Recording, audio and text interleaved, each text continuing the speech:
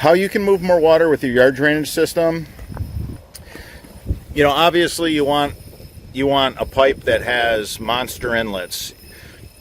You want the water to be able to get inside the void that this pipe creates in the trench. That's what you're after. You want the water to be able to pass right through the sidewall of the pipe.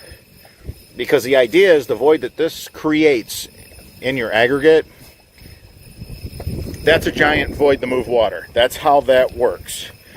This is a 1 3/4 inch round rock. Round rock doesn't compact like crushed stone.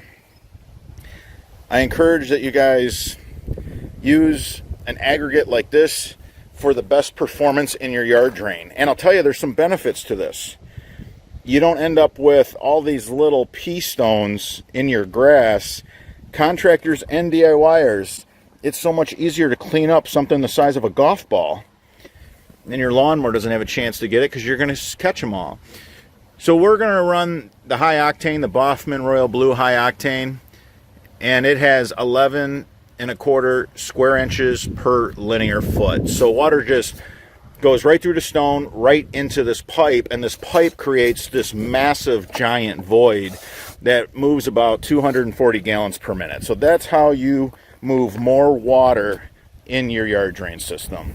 And the discharge lines, the downspouts, everybody's asking for the virgin material because of its strength and the fact that you don't end up with possums, raccoons, skunks digging it up and eating it. So, all right guys, until the next video,